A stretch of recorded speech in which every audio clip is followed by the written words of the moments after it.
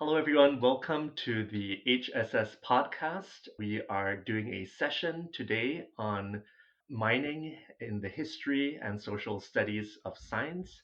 My name is Victor Xiao, and I teach in the History of Science department at Harvard University. I am so thrilled that we have this opportunity to have this conversation today, and we'll have a pretty free flowing discussion around this theme of science and mining. Our first speaker is Alison Bigelow, who is the Tom Scully Discovery Chair Associate Professor of Spanish at the University of Virginia. Alison is the author of Mining Language, Racial Thinking, Indigenous Knowledge, and Colonial Metallurgy in the Early Modern Iberian World. And this book came out with the Omohundro Institute of Early American History and Culture for the University of North Carolina Press in 2020. We are joined also by Jessica M. Smith, who is professor in the Engineering, Design, and Society Department at the Colorado School of Mines. Jessica is the author of Extracting Accountability, Engineers and Corporate Social Responsibility, which came out with MIT Press in 2021, and Mining Coal and Undermining Gender, Rhythms of Work and Family in the American West, which came out with Rutgers University Press in 2014. So I'm so thrilled to have this chance to have this conversation with fellow mining historians. And so on that note, we'll get started. I guess my first question here for folks is, when did you realize that you were actually going to be working on a book about mining, or in Jessica's case, another book about mining? Now, how would you place these projects within the wider context of your interests and work? Jessica, did you want to go first? I was waiting for you to go first, but I can do that. So I grew up in a mining town and in a mining family, and I had never intended to study mining as an academic. I was going to be a Latin Americanist. And when I was doing my PhD at the University of Michigan in anthropology, I took one class called The Anthropology of Mining, and I knew that I needed to switch my topic. And so I switched my dissertation research to focus on labor, gender, and kinship in the coal mining community where I grew up in northeastern Wyoming. And then I started working at the Colorado School of Mines in 2012 and found myself surrounded by engineers and applied scientists and realized that many of the students I was teaching were going to end up being mine managers and corporate executives and mining engineers.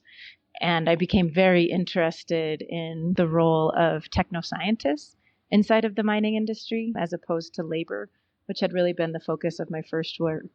And so I started a big project interviewing not just mining engineers, but engineers and applied scientists from many disciplines who ended up working in the mining and oil and gas industries in order to better understand how they understood their own accountabilities to multiple publics and how their understandings of what their own accountabilities were shaped their careers and technical decision making.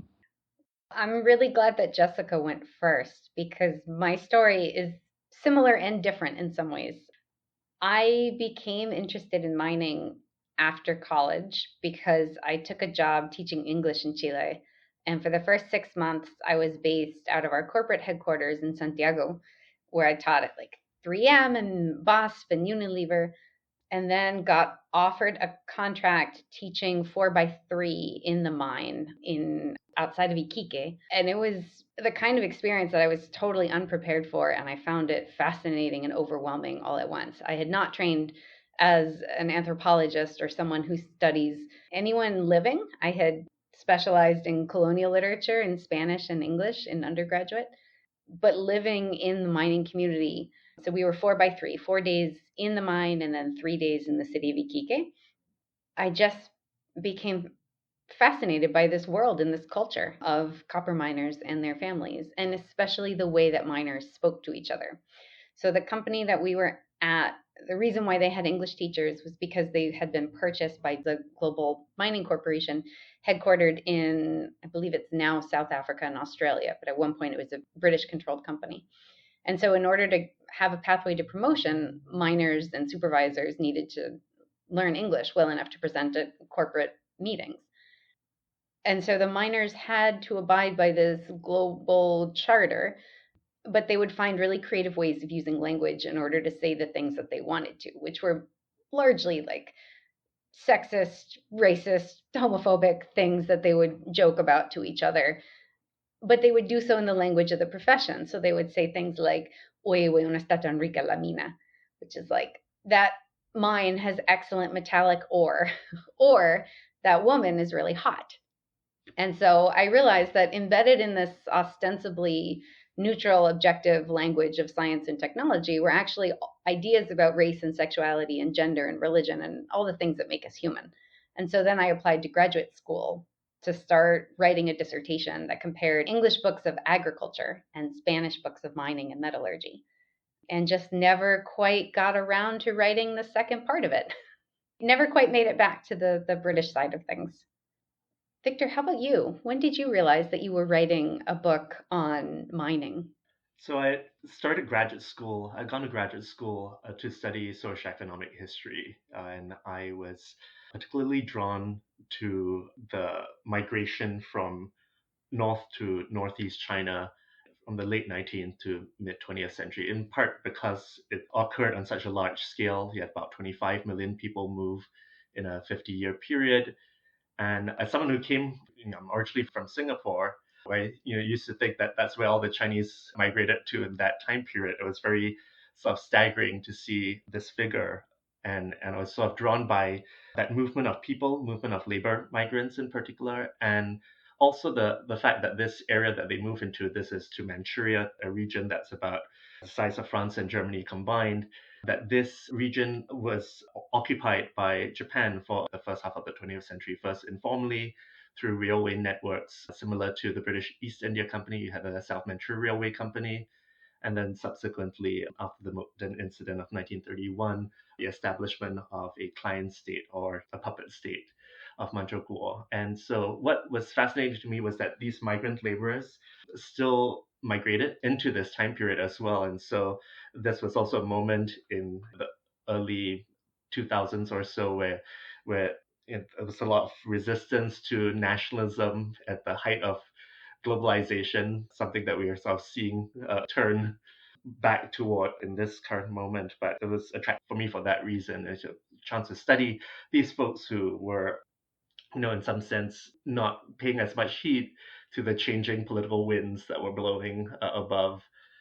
And so it was through labor history and through history of migration that I was sort of drawn to this site, which was to be, the largest coal mine in East Asia at that time in this region, and that was managed by Japanese interests for decades or so. But I'm someone who gets super easily distracted as well, and so when I started working on the miners, it's like, oh, actually, the stuff that's coming off the ground is super interesting as well. I mean, this was also maybe part of the course. It was the part of the material turn. And I, for one, was a little bit tired of pure discourse analysis that was sort of seemed far removed from the material stuff. And so that was what sort of drew me to sort of working on the coal and following the coal out of the ground. And as I moved on, it's sort of following the machines and the engineers and the like. And the story that then end up telling is kind of the assemblage of all these moving parts. But yes, I sort of stumbled into mining history through, in some sense, a very traditional route of labor history, but leading into the act of work itself, not only labor politics, but what these miners were actually doing on their day-to-day work. And so, where do you think this book fits into your larger research agenda or larger interest? Is this part of labor history? Is it separate? Yeah, so I mean, I'm really interested in how science and technology intersects with the industrial world, with the worlds of work. I like to think of myself as someone who works on energy and work. And so this kind of fits neatly within that. And I'm sort of in the process of project now that looks more at the work aspect of it. And I'm writing a history of scientific management and industrial psychology in China that builds on some of the practices and the labor management practices I saw at the mines. But yeah, I'll be interested to sort of also hear in that regard how, for the rest of you, how your mining project may potentially lead to other lines of inquiry. I know, Alison, you said you had this agrarian part of the initial project that you were working on that is not yet tilled, but I was wondering where you potentially see your work going in this direction. And maybe on a related note, then, for the interest of folks listening into the podcast, also the intersections with the historical and social scientific studies of science and geological science or mining engineering and all these forms of expertise and all the forms of mining knowledge that you trace in your works.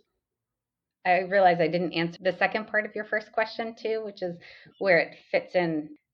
I've worked on a couple different projects. The book is the longest one, but I've studied things like changes in pronouns in silkworm treatises to try to identify patterns of how male writers encode the labor of female growers and male growers. It turns out in the third stage of the 4-stage silkworm cycle, the pronouns will shift from feminine to masculine or exhibit pronominal resiliency as feminine altogether, depending on if a man is cultivating the worm or a woman is. I've also done a couple projects on Andean women miners and identifying when indigenous women were discovering assets and prospecting underground and then laying stake to their own companies, or Creole and peninsular women were participating in ancillary industries or running refineries. And I have a final project that's a digital humanities project doing Mayan language revitalization. We have a team of scholars, 5 Highland Maya scholars who are Tzutujil, Quiche, and Kachi, and 3 Yucatec Maya scholars from the lowlands. And each team is interpreting the Popol Vuh and creating a new edition of it that we at UVA are responsible for digitizing and creating a text map to link the videos that come from the Yucatec team with this heavily footnoted edition that comes from the Quiche team to show how contemporary indigenous scholars are interpreting this ancient narrative and its vocabularies and syntaxes in their own ways. And so the through line for all of those projects and for mining language is language. It's sort of using language as the main tool when faced with fundamentally fragmented colonial archives. So because of the weight of the Spanish Empire, we have abundant, excessive documentation about a lot of things and nothing about other areas. And so as a scholar, it's really frustrating because you'll be reading something that says amalgamation existed on a small scale in Europe. All of a sudden in the 1550s in Mexico, it explodes in scale. Indigenous people were probably involved. But because we don't have books that were written in Nahuatl, it was almost impossible to then identify the intellectual contributions of indigenous miners. Instead, we were so overtaken, and for good reason, with labor history, much in the same way, Victor, that you've described the case of China, that it was really hard to break out of the labor paradigm to then think about the relationship between labor and knowledge, even though historians had done that for artisan mining in Central Europe. But my approach to all of these projects then has been to use the language itself as a kind of archive to open up a window into human thought and experience and expression, which comes from my own very subjective personal experience of being one of 7 women working in this Chilean copper mine in 2003. So that's kind of where this book and its language-centered method fits into my larger agenda. Maybe I'll pause here and not talk about where my work is going, but let Jessica talk about where her work fits in. Well, I love the focus on language. One of the first things that made me want to write the original book about women miners in northeastern Wyoming was because language was one of the ways that people were doing and undoing gender difference. And so I would spend 12 hours transcribing radio conversations between all of the equipment drivers. And what was interesting to me was, even though there's a lot of gender stereotyping about women talk a lot, it's actually not true. But what I did find was that men were almost totally unwilling to admit when they needed help on the radio. They would find all of these very indirect ways to request for help with their machinery or something they were doing. So women's That's speech, hilarious. yes. So women's speech was marked differently. And the other part of the language that really just interested me so much was there was a lot of indirect requests being made because there was such a strong blue collar work ethic that this idea of telling someone on your crew what to do would be very offensive. And so they had all of these roundabout ways of kind of getting things done. You know, a guy, if he wanted to, he could go over to the East Pit. And so I just love the way that you talk about language as a way of opening up kind of people's worlds. I think since the original book, I've really been working in the space of kind of corporate community interfaces. And so after that first project on coal mining, I started studying controversies surrounding fracking in Colorado here and how communities and different corporations were trying to find ways of making agreements that would hold the industry to higher standards that would account for kind of local priorities and then their determination of risks and benefits. I've also just finished up a large project on artisanal and small scale gold mining in Colombia, which was part of an interdisciplinary team in which we were training engineering students and applied science students to work directly with artisanal and small scale gold miners to try to design processes and technologies that would help make their work safer and more sustainable, which was an intervention normally in that field. And then most recently, I've been kind of catapulted into the world of carbon capture and storage, which we could talk later as we're thinking about future directions. But it's been intellectually really interesting to move from thinking about taking carbon and kind of carbon materials out of the ground. And now we're trying to imagine and the primary ethical considerations of bringing it back underground. So it kind of raises bigger questions about extraction that I think would be interesting to think with. That's awesome. You've put forward a lot of possible things, and seeded the rest of the conversation in a productive way. I did want to lean into this question of language a little bit more since it runs, as Alison said, as a through line through her work. And one thing that came to mind was the language also of hyperbole and hyperbolic metaphors. And I'd love to hear a little bit more about how these may have sort of manifested in some of the cases that you all have looked at. And I ask this question in part because I find it very striking, this juxtaposition between the precision of, let's say, the sizing up of deposits by geologists, and then the messages that they put forward into the public sphere that speaks of very sizable deposits in terms of basically limitlessness, or speaking about it in terms of exhaustibility within hundreds of years beyond the span of a human lifetime, and this kind of temporal discounting that can come with a measure of hyperbole. And I was wondering how this may have played out in some of the instances that you've looked at. I mean, this is one strategy for drawing further investments into a particular mining enterprise, or to tout the importance of a particular locale. I'm sure you have interesting things to say about this, and I'd love to sort of hear your reflections on it. What's funny is the colonial Latin American case doesn't exactly align with that. There's a lot of hyperbole, there's a lot of lying, but not always in published records in ways that would attract investment. In fact, a lot of the documents were kept secret so as to avoid competition from European empires. So the Spanish crown keeps all of this stuff under tight lock and key. In many cases, there wasn't a great incentive to lie about the size of a deposit because you wouldn't get much from it. The crown wouldn't give you more investment if that proved not to be true. And then refiners who tried to exaggerate the efficacy of their new invention, any petition for a new invention or a relación de méritos y servicios had to be approved by an expert who performed the technique in front of a certified audience of guild members. And yeah, there's like some wiggle room to make sure that your friend is the one doing it, but it had to be, oftentimes they had to be performed twice. And so the likelihood that you could squeak something by that didn't actually work was quite low. Anyone could file a document, but to actually get material reward recognizing that your invention was successful was a whole separate process with a little bit of give and take of, political favors and friendship.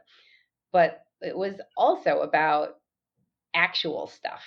And so there is always hyperbole and exaggeration because we're humans and we want to tell good stories.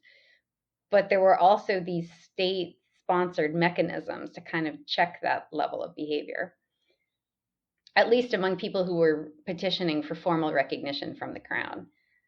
There are also throwaway lines in refining manuals like, I tried it this way and it didn't work, and then I did it this way and it went up 800%. So I guess in that sense, we do see a fair amount of hyperbole. But I think the more interesting language cases, at least from where I sit, the more interesting language cases were the moments that I found that Spanish speakers had kind of adopted indigenous ways of speaking and classifying, which varied. In the Taino case of the Caribbean, there are a lot of morphemes that relate to stones or rivers, or they're place-based geographies that then show up in mining discourse. And because the narrative in the historiography has traditionally been that Tainos collapsed, entre comillas, almost immediately after the arrival of Spaniards and Europeans, finding persistence in Taino vocabularies and syntax and sentence structure, and even phonetics and morphemes, through the mid-16th century has actually allowed us to show important evidence of continuity. In the Andean case, I think the most interesting stuff that I found with language was about amalgamation techniques. So very famous historians of science had kind of shown that part of amalgamation exists in Europe, and then all of a sudden it takes off in Mexico and no one knows why. And then it gets exported to the Andes about 20 years after that.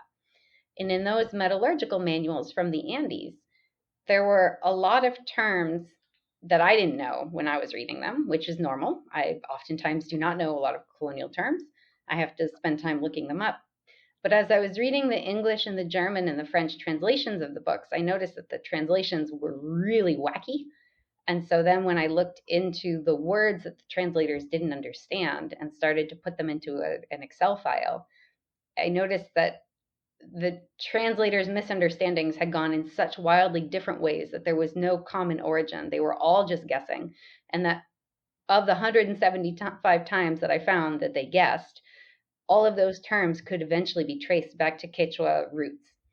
So, for instance, in the fifth stage of the 10-step method of amalgamation, there's a very famous refiner who says you have to add mercury in 2 different rounds. And the reason why you do this is to produce fewer conchos. And when the word concho shows up in English and French and German, translators render it as Austerschalen or oyster shell, and the French guy just skips it entirely. And it turns out this is because concho is not a Spanish word at all. It traces back to the Quechua term conchu, or sediment. So what the miners were saying in Quechua was about adding mercury in 2 rounds to avoid the formation of sediment. Spanish speakers sort of Hispanize that into concho. They make up this word that makes no sense to any reader who gets the book outside of the Andes. And then by using that evidence of mistranslation and not knowing, that confusion that's preserved in the lexical database, in the lexical record, I could then show specifically where indigenous ideas and indigenous language speakers had contributed precise technologies in this larger history of extraction and processing. So in some ways, the most interesting language data that I found is actually about recovery, not about the Spanish hyperbole. Interesting. That's so, so fascinating. Yeah, Jessica, I was wondering if you had any soft thoughts also. I think about work done by folks who think a lot about the exploration side of mining. So people like Tom Adson-Schilling and David Neese, I think, have written really beautifully about how hyperbole and exaggeration factor into how technoscientists make sense of things like cores and how you can tell different stories about cores, and all with the idea of creating this image of a possible future mine. And I like how that opens up this question of inevitability a little bit. So instead of thinking that, of course, a mine needs to be here, all of a sudden you start seeing a little bit more indeterminacy, that corporations are also kind of making things up as they go, and there's a lot of instability. In my own work, I did a lot of archival research on what would have been a very large molybdenum mine in Crested Butte, Colorado. And I went through a lot of corporate archives. And one of the common threads that I was seeing was oftentimes there was an explicit focus on the part of those corporate employees and strategizers to talk about how large this deposit possibly was as a way of crafting this sense of inevitability that would make it seem that there wasn't much people could do to stop the mine from actually happening because it was a really controversial project. But I think also just in my own work in coal, one of the things that I really paid attention to was how people talked about their labor and how they made meaning of their labor. And so if you can imagine, you have these folks who are driving these huge haul trucks, 12 hours at night, 12 hours during the day on these shifts.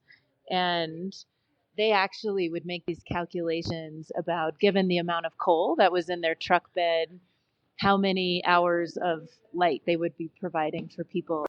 Thinking about how their labor was making other people's lives possible was a way that they really understood the value of their own work and their contributions to an industry.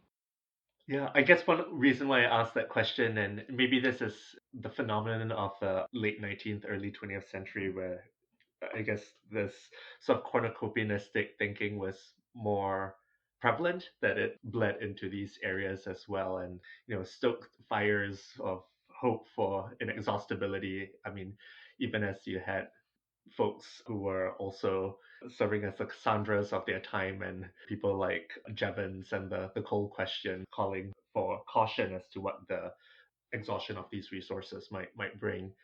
But I have a question that kind of comes out from one of the points that Jessica, you were sharing earlier as well about, sometimes the difficulty of new, or at least one of the cases you had mentioned about these new processes for, was it gold refining, that became difficult to convince folks on the ground to take up after. And I was wondering if we could use this as an opportunity to think about sort of contestations of knowledge as well in the sites that you have looked at.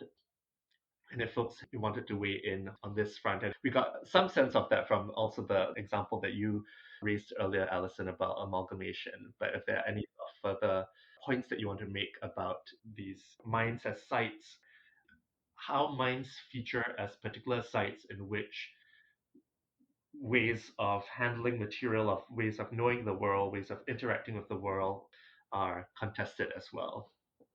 Yeah, and I'd love to hear your thoughts on that too. One of the things that I find really interesting is how what we understand to be a mine has really changed over time, along with contested changes in knowledge.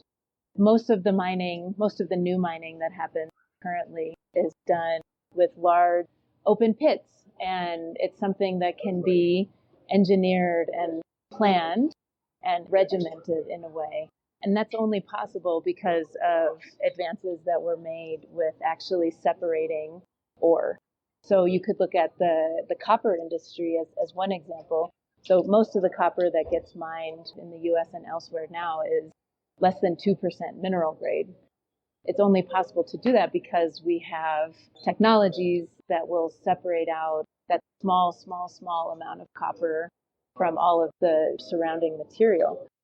Beforehand, kind of a mine was something that miners with embodied knowledge of materials would kind of make as they went. There's a really wonderful book, I forget the title of it, but it's a history of mining engineering.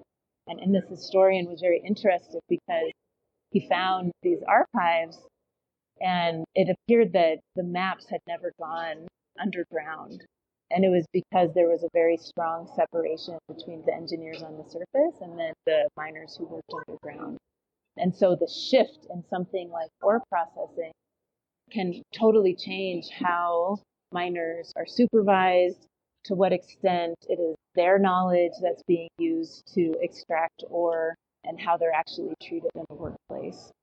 So just that idea of even opening up what is a mine and what makes it possible and whose knowledge is valued, I think is really interesting to compare over geographic and different temporal scales. Victor, how about you? What kinds of contested sites and contested knowledge forms do you see in your work? Yeah, I mean, I guess on several fronts. I mean, this was a place where Japan had first excavated, Japanese engineers had first excavated an open pit mine. There weren't any in the home islands, so served as one of these very classical cases of the colonial laboratory. And for this, they brought in mining engineers from Minnesota and Wisconsin, but the mining engineers who were on the American mining engineers on the company's dime were constantly bickering with the Japanese counterparts on the ground, and this contestation between Japanese engineers who were self-assured enough, having worked at the site for over a decade, that these Americans would not have anything new to bring to the table. They had different arrangements for, let's say, open pit mining. One of which was the Japanese engineers had put forward a plan that was much more materially intensive, but ostensibly safer because you didn't have to share tracks. There were double tracks for everything. You didn't have to sort of worry that there would be collisions on account of that. But the American mining engineers had a very streamlined, cost efficient model that they were promoting for those purposes. And so, as with open pit mining in the present, the big points of contestation was less about how to get the stuff off the face as it is sort of moving it out of the pit. And so that was one major back and forth that my actors at the site were having there. Yeah, I'm thinking about what Jessica said in terms of those maps that we begin to see for mapping underground spaces. There's a historical geographer, Heidi Scott, who has done amazing work in this area for colonial Latin America. And she has not found anything before the 18th century, really, which makes us think that it was a kind of Enlightenment era state sponsored policy that drove the first round of creating maps for subterranean spaces. And before that, I should also say Rene Raphael has done some really cool emerging work on the role of the state in sponsoring these cultures of innovation and also exploitation within the Spanish Empire. But before that, underground mines are really classified. So in the Andes, silver mines are classified as being kind of one of three spaces. There's ores that are at the top, ores that are at the bottom, and ores that are in between. And the way that Spanish speakers report this tripartite classification is by Paco, which is derived from the Quechua term for red, or Pacu. Then they call them the ores that are at the bottom negrillo, which is like little black one, clearly seems like a racial diminutive. And then the metal in the middle, they called metales mulatos, which historians have always thought referred to Spanish ideas about racialization. And they probably do, but it's also probably the case that because these ores were in transitional zones of about 2 or 3 estados, or the length of 2 or 3 human bodies, that they were how miners were marking the spaces underground using their bodies as measurements. And so in between in Quechua is Chaupimita. And so they probably described that zone as in between. And then Spanish speakers said, we have our own word for in between, and we'll call them metales mulatos.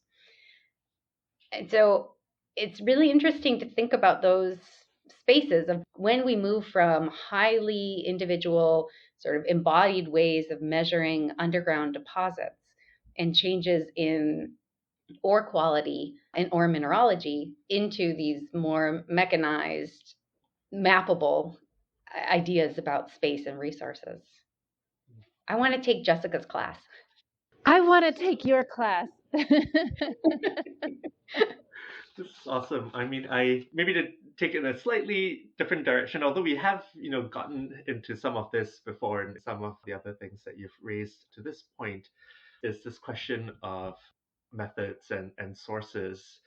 And so, Jessica, in the prologue to your book, you were, citing Janet Carson, Sophie Day, and Charles Stafford, and you described your work as this balancing act between ethnography as an exercise in human empathy, and anthropology as an exercise in cultural critique. And my sense from what I've read of everyone else's work here too is that this sensibility resonates with you too, Alison. Yeah, I just wanted to hear a little bit about methods and maybe sources as well, and perhaps the most interesting source that we've heard a little bit of this from Alison already, the most interesting sources that you've encountered, but regale us with more. I'm sure there's more from where that came from that you brought to your projects. Yeah, sure.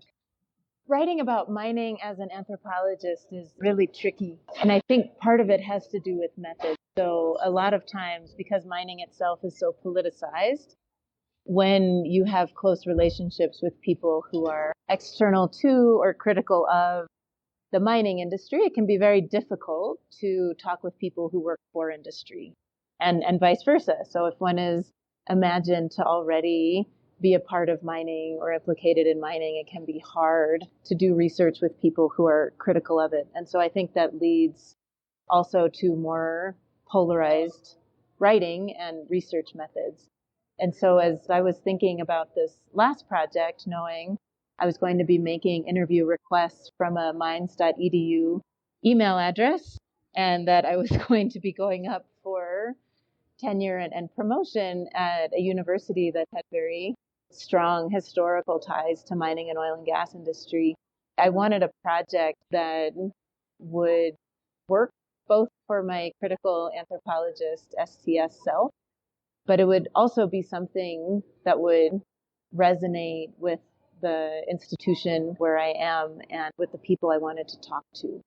And what I did not want to happen was to be posing research questions that would seem external and foreign once people read my work, because I don't have the luxury of kind of writing and having the people that make my research possible not read it. And so it was very much, I knew where this was going to end up. And so I ended up posing research questions that were questions that people working inside of industry were already thinking about, right? So they were already thinking about this question of accountability and social responsibility and corporate community interfaces. And so I very specifically chose a research question that would work for multiple audiences. And my personal favorite and unexpected kind of set of materials came from a mining executive who I came to know very well, and just spending all of the time in his old speeches and memos and notes and clippings that he had collected, it became very clear the role that he and his team had played in setting up something that we now call environmental impact assessment. And it's a practice that is now required for most major industrial projects in the United States. It's been exported around the world. And people who are critical of industry are always upset that it's not as revolutionary as they expect it to be. It's really difficult to actually use that process to stop a project from going forward. And in his material, I mean, I was able to find that he was very savvy in how he was setting out what this environmental impact assessment was going to be, so that it would move debates about whether we should have mining outside to a policy debate rather than this technical assessment. And I was very nervous kind of writing that chapter because I knew he was going to read it. And he'd been so generous, right, with all of his materials. And so I eventually sent it to him, and his assistant emailed and said, oh, he'd like to have lunch with you. I said, okay. So I showed up, and I was very nervous. And I said, what did you think? And he said, I think I found my biographer. And I just started laughing, and I said, but what did you think of the critique, right? That you set this up to favor corporations. And he said, oh, that's a compliment. And it just floored me in this moment, right? So to call somebody a capitalist is such a bad word, I think, in many of our fields. But for him, I had captured what he was intending to do, and he was proud of it. And so it was a nice check-in for me about kind of different assumptions that we bring into projects like these. That's fascinating. Wow, Jessica, this was a real, thoughts in a hen house situation, but that's wonderful. So, Alison, did you want to chime in? In listening to Jessica speak, I hear a lot of connections with the project that I have coming up, which is about the 20th century US context, something I never thought I'd be working on. And I'm realizing just how different the colonial Latin American context is, which I think is one of the things that I love about working in the history of science, is that it intersects with so many different fields. Like we think we're doing one thing and we end up needing to know labor history and business history of language and history of art and history of cartography. It really intersects with all of these ways of knowing and of approaching sources and defining questions that we today separate into discrete fields. And yet, for the people we study, this was one holistic world. That's really well put there. Do you have an additional source that you would like to tell us a little more about? Oh, sure. Just thinking about how difficult it is to identify language or identify knowledge production in the colonial period because of how knowledge is defined and whose knowledge has counted. The fact that we don't have full text written and published in technical treatises and legible scientific forms in Nahuatl and Quechua and Aymara makes it really hard. But we do at least have some documented language sources. And there are millions of native speakers that we can talk to today. For the Taino context, there are only 6 complete sentences for which we have language data. And so it's just methodologically really hard, and it requires us to be very flexible and creative and combine oral history and visual analysis and ethnohistory, geospatial theory, sort of any little nugget of information that we can get our hands on. How about for you, Victor? Was there one source that you found really fascinating or interesting to think with, or one method that you're particularly fond of, or it's your enemy now?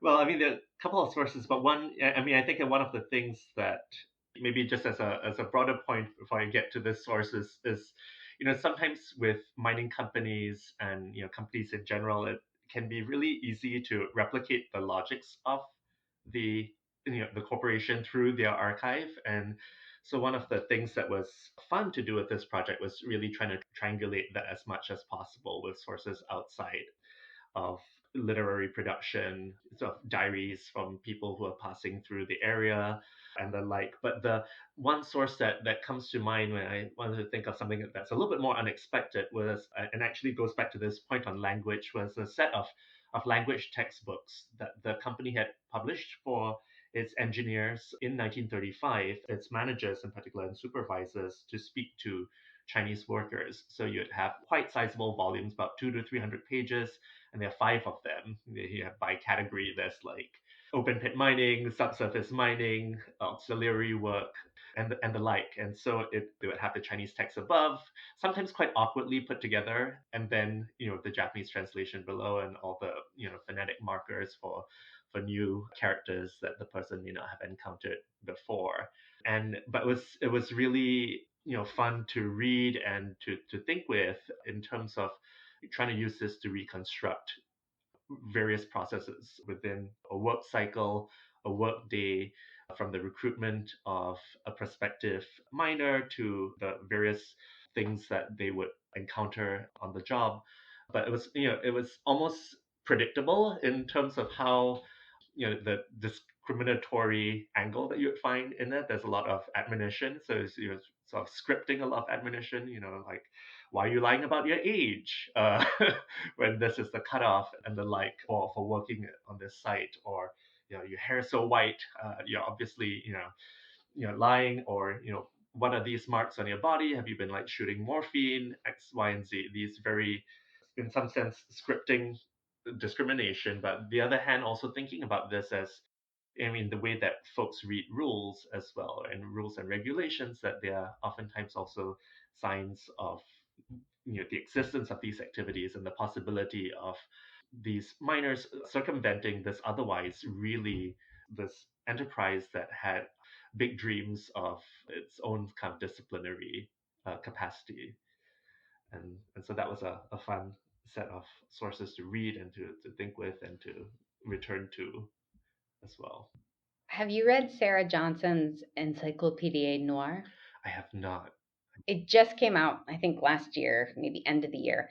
And she looks at these planter vocabulary. So they're vocabulary lists that are written in a combination of Haitian Creole, Kikongo, and French. And they're basically like instructions that planters would give to enslaved people. And some of the language, the phrases include like language of how to be violent and abusive. And it's almost like an instruction manual for teaching someone how to be part of this planter class on large sugar plantations. There's a lot of interesting overlap in the power dynamics then and the way that language is working in these mining companies and monoculture plantations in two very different world regions and time periods. But the language of the sources is doing the same thing. Yeah, no, definitely. I mean, I think at least with this sources, another thing that was sort of surprising was the amount of, alongside the coercion, there was also these efforts at convincing. So you'd have, scenarios, these are all scripted, scenarios, but one in which a miner wants to quit his job and says that, it's way too dangerous to work down here and he wants to be transferred to one of the auxiliary factories within the colliery. And they have the figure of the supervisor going, oh, but are you sure you're not doing this for extra pay? And when the miner responds, oh, it's actually really dangerous, one can die down here.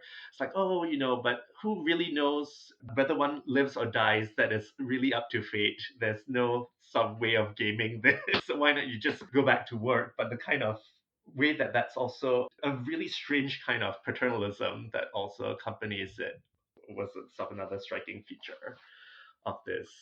But I do realize that we are reaching the end of our time together. And so I wanted to first ask if you wanted to share with us what you're currently working on. So, Allison and then Jessica, if you would like to sort of share with the listeners. I'll go first. So I thought I was going after tenure. I thought I would come back to that part of the dissertation that didn't make it into mining language, the whole maize agriculture. But COVID hit and we didn't have daycare, and I had a 9-month-old. So I took on a very heavy service load at my university. And one of those projects involved co chairing first with a professor from the School of Architecture and then with a council member of the Monacan Nation on whose homelands UVA sits, removing and relocating one of our many racist statues that we have here in Charlottesville, in Virginia, and the former Confederacy. And I'm now writing a book about it. And the reason why I need to take Jessica's class is because precisely of the large scale adoption of non-selective techniques in the mining of copper and those, and I wish I knew how to say this out loud because it's a podcast, porphyry ores, the ones that are like less than, the 1 to 3%. It is most likely that the copper that made the bronze used in the statue came from Chile. And so what this story that we have about statues is always about white-black race relations in the US South, but I actually think that by following the material and by tracing down some of those corporate papers in particular, we'll be able to show my co-authors and I on this project that the statues that went up to terrorize non-white peoples in the South is actually part of a hemispheric history of extraction and land theft and knowledge theft. So that's kind of what I'm working on now. I'm accidentally writing a second book about metals. It's awesome. It sounds wonderful. I can't wait to read it. Me too. So, as I mentioned before, I'm working on carbon capture and storage now, and also doing some larger thinking about how all of the infrastructure funding is really changing the field of science and technology studies.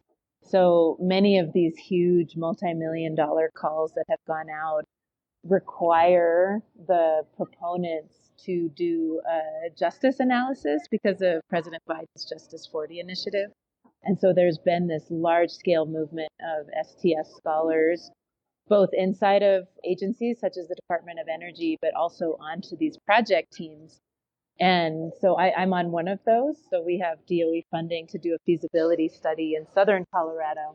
And so I'll both be thinking about what does it mean to be sitting at different tables And how can we, as committed, engaged scholars, use our position inside of some of these large projects to ask questions that aren't being asked? So one of the kind of main critiques that I made in the last book was that the way corporate social responsibility often gets framed is as a question of how to do mining responsibly rather than whether to do mining, if we should do mining here in this place. And this question of whether and if, I think, is being downplayed in this clean energy rush that's currently happening in the United States. And it's something that we ought to be thinking about as citizens and as scholars. So that's what I'll be doing for the next 5 years at least. Victor, how about you? Yeah, so I'm currently writing a history of industrial psychology in China, using this as a way to think about how this, activity that we are all engaged in, including all of us on the call now, technically, I guess, work, becomes this object of scientific inquiry, and how the workplace then becomes subject to the reform based on this. And I trace it from the 30s to the present. And notable for this history here is of course the socialist turn following the revolution, where this field, which emerged, ironically, it emerged in opposition to Taylorism, trying to reinsert the human factor back to processes of production, how sort of decried by, under the new regime as this, equated with sort of Taylorism and Fordism, and castigated as something that is capitalistic and extractive. And so during this period, it's reformed into, takes on the name of labor psychology. The practitioners hold up the promise of bettering workers' lives through their various studies, including things on mine safety. So that would take me back to the mines, just to link up with this again. But in the early stages of this, I just finished a master's in the field in industrial organizational psychology. So hopefully be able to sort of also tell that internalist story while also tracking these fascinating interpersonal squabbles that define this field as it does many others. That's amazing. How did you do a separate master's while having a full-time job and kids? Like, Living on borrowed time, Allison, living on borrowed time. I'm also not a very good student, but but I'm so grateful to you for coming and having this conversation. I've learned so much from your work and just enjoyed chatting with you. A big thank you also to Babak Ashrafi of the Consortium for the History of Science, Technology, and Medicine for setting all of this up, and to HSS for keeping the torch burning. So take care and see you all.